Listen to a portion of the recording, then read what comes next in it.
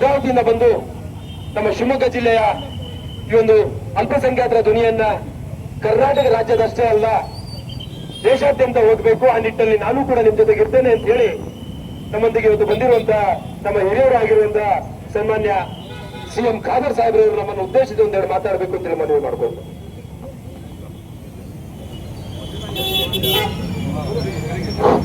ಎಲ್ರಿಗೂ ನಮಸ್ಕಾರ.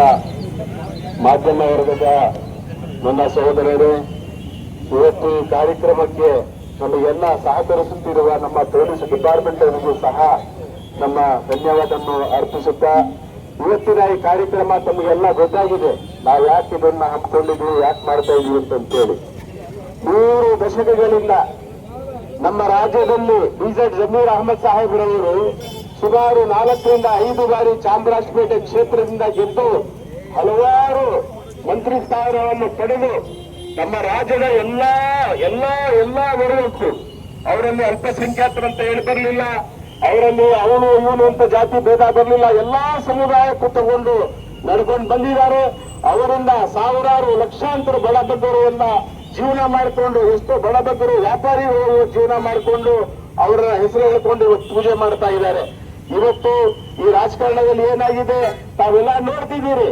ಮಾನ್ಯ ಸಿದ್ದರಾಮಯ್ಯ ಸಾಹೇಬನವರು ಏನ್ ಮುಖ್ಯಮಂತ್ರಿ ಆಗಿದ್ದಾಗ ಈ ರಾಜ್ಯದಲ್ಲಿ ಯಾವ ತರ ಒಳ್ಳೆ ಒಂದು ಆಡಳಿತ ನಡೀತಾ ಇತ್ತು, ನಮ್ಮ ಸಮುದಾಯಕ್ಕೂ ಸಹ ಎಲ್ಲಾ ಸಮುದಾಯಕ್ಕೂ ಸಹ ಹೊಂದ್ಕೊಂಡು ತಗೊಂಡು ಹೋಗ್ತಾ ಇತ್ತ ನಮ್ಮ ಸಿದ್ದರಾಮಯ್ಯನವರನ್ನ.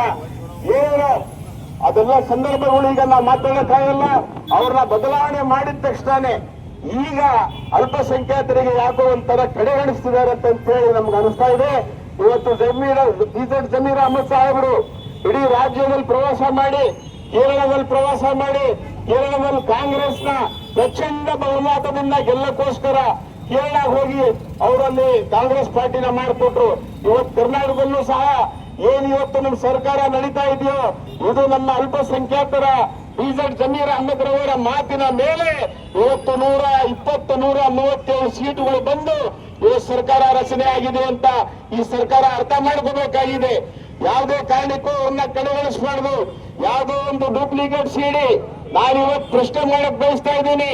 ದಾವಣಗೆರೆಯಲ್ಲಿ ಮಾಡಿರೋ ಸಂಭಾಷಣೆಯನ್ನ ಈಗ ಎಲೆಕ್ಷನ್ ಆಗಿ 2 ತಿಂಗಳಾಗಿದೆ.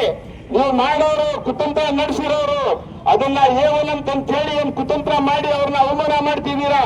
ಅವರಿಗೆ ಮಂತ್ರಿ ಸ್ಥಾನ ತಪ್ಪಿಸೋಕ್ಕೋಸ್ಕರ ಇದೆಲ್ಲ ಷಡ್ಯಂತ್ರ ನಡೀತಾ ಇದೆ ಅಂತ ಹೇಳಿ ನಾನು ಹೇಳಕ್ ಬಯಸ್ತಾ ಇದ್ದೀನಿ.